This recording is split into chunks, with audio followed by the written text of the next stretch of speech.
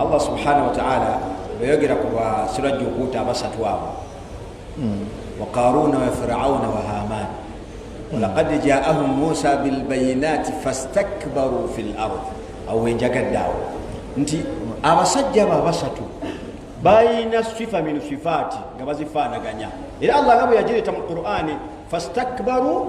fil ard bali basajja kugamanga bayina kiburi sheikh mu Luganda yani kiburi muganda wale bicho genda kuzombo ekibuli ayine ekibuli oyo be ekibuli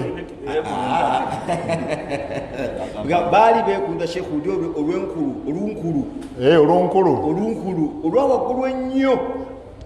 fastakbaru fil ardi wallah ne bekuluntaza mu dunia era ojja kwisanga sheikh illa man rahima Allah nti abakulembeze abasinga Allah abatabasaasidde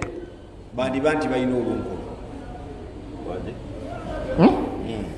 ku level ki ku level zonna okuviira ddala waggulu okukka wansi Allah abatakusaasidde eno sifa min sifatihim okuba n'olunkulu okwerabawo Falaawo n'abamuli okumpi abasajja baabo ku lusegere mwali Qaruna ne Haman ezimu ku sifaati zaabwe baali basajja balunkulu Allah kivula Allah awogerako fastakbaru fil ard bamera bawita batabuno amampa nti biwawatiro byonna Sheikh Nadawe no risale gene buli mukulembeze nti Allah subhanahu wa ta'ala abanga kusaasidde ngoina abantu b'okulembera okuviira ddala wansi ndi taata nina abaana nina omukyala benkulembera ewaka otandikidde mu maka gaffe gye tuva yennyini okay nti njagala tumanye nti omuntu okubeera ng'alina sifa eyo ekitendo ekyo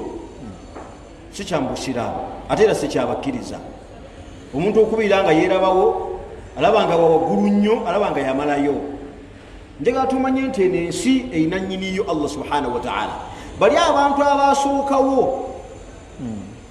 abaali beeraba nti eno ensi yaabwe Allah subhanahu wa ta'ala tugenda kulaba tugenda tematema Allah zaabazikiriza ati omu ku omu Allah zaabatwala ata idhan njagala tumanye abakulembeze jazakumullahu khaira nti ensi ya Allah gye tuwangalirako erina nnyiniyo tumere amabango nga tumanyi nti akaseera konna tugenda kusisinkana Allah subhanahu wa ta'ala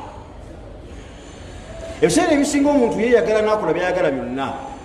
natalowooza nti akaseera kagenda tuuka asisinkanani ate nga subhanallah law kunna na'qil subhanallah singa twali bagezi nnyo Sheikh Nadawi mu butuufu tiwali baddeyo omuntu yenna amera bbango ku mateeka ga Allah subhanahu wa ta'ala lwaki Allah atugulira ebifaananyi bino abantu abatusooka Allah zaabazikiriza atya bajoga Allah subhanahu wa ta'ala nibagana okukkiriza Nabi Musa alayhi salam akhiran repercussions natija zaabwe zaali zifaanagana zitya kati ebiseera ebisinga omuntu abeera nga mukulembeze nga alinamu sifa eyo yo kugamba nti ye munene buli kimu alaba nga yamalayo